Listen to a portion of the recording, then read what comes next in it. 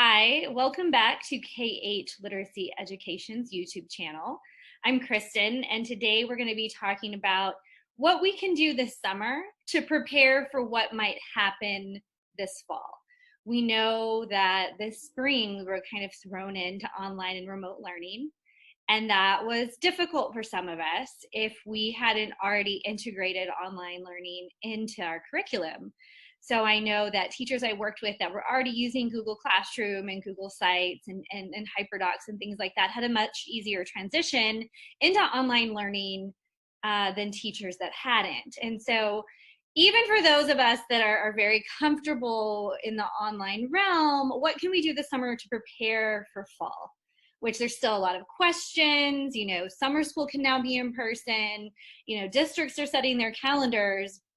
But there's still things we need to prepare for so we don't feel like we're thrown into the deep end of the pool like we were after spring break this year.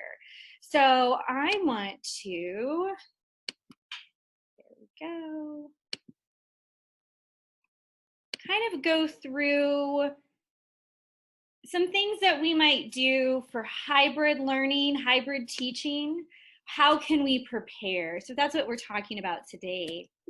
And the first thing is really getting to know your online teaching platforms. So if you're a teacher that maybe wasn't using online teaching platforms before we went to online and remote learning, this might have been a really stressful time for you.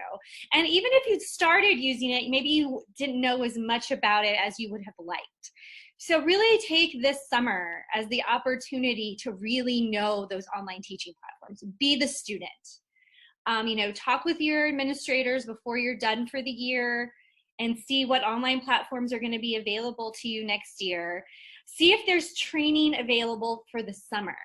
I would say that's another big one is, you know, districts know that you may need additional support with online or hybrid learning, which might happen next year, right? If we have to go into a shorter lockdown or we have to be away for a couple weeks, we might need to go back to online learning. And so really check with them to see what either virtual or in-person trainings are available for you this summer. Be prepared to get students online day one. Have those logins, have directions for how they need to access all of the materials. Make sure that you're getting started with this early on in the year. If you need to make how-to videos or directions or a step-by-step or frequently asked questions, this is an opportunity for you to come up with this over the summer and not have to do it all in the beginning of the year. Or if for some reason, you know, you have to go online after 2 weeks of school and then you're scrambling. Take the time this summer to do everything you do to make sure that you can get students effectively online, Google Classroom, or whatever platform you're using on day one. And then, of course, integrate online technology into your curriculum from the beginning. Online technology is no longer an add-on.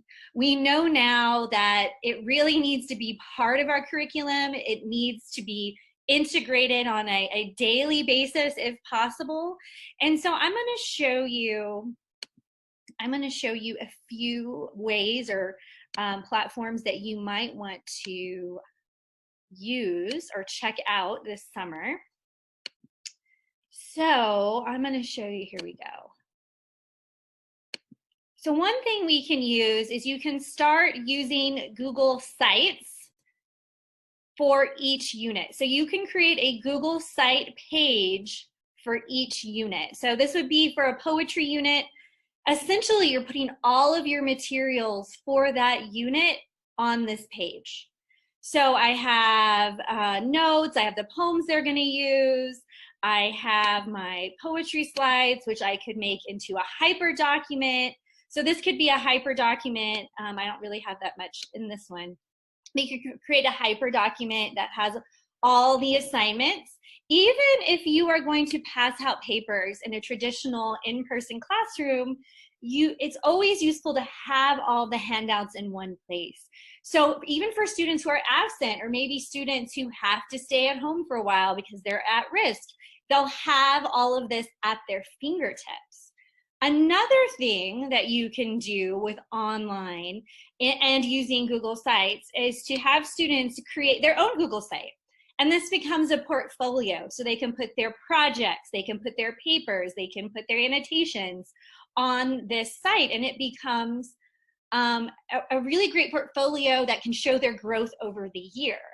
And so if we already have this set up, if we have to go back into online learning, the students already know how to do this. You already can tell them, go to this Google slide for your materials, go to this Google site, create your site, please post this here so I can grade it. It's already in the works. So that's what I really like about Google Sites. And you can also, like I said, have the Google Slides in there as hyperdocuments as well. Other online platforms you might look at, especially for interaction, are things like a Padlet, Padlet.com. Try it out. You can try it out for free. You can have students post dialogues, questions, information. So that's a real easy one to implement kind of as a back channel in your classroom. And the other one, especially for interaction, that I think you should check out is Flipgrid. Again, educator-free sign up. This is my Flipgrid that I have created. I'm asking students to do a book talk. I do my own book talk for them. I show them, this is what I want you to do. And then they upload their video. So I get to see them talk. I get to, here in Texas, it's all about listening and speaking is a large part of the new standards.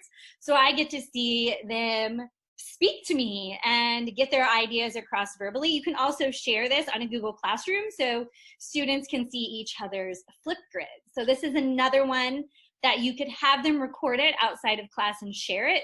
And you can do this in a regular classroom, but if we have to go to online, it's something they can already know how to do.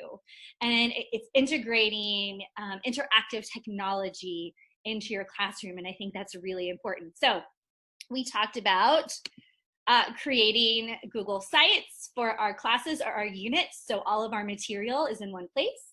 We talked about having students create their own Google site to create a portfolio, creating hyperdocs. We talked about Padlet, and we talked about Flipgrid. Those are all programs that you can put into your classroom from the very beginning, that you can integrate into your classroom. Even if you have a traditional, in-person, there are things you can have in place, or if you have to go online, those will really help facilitate that learning. So let's talk about what else we need to do to prepare this summer.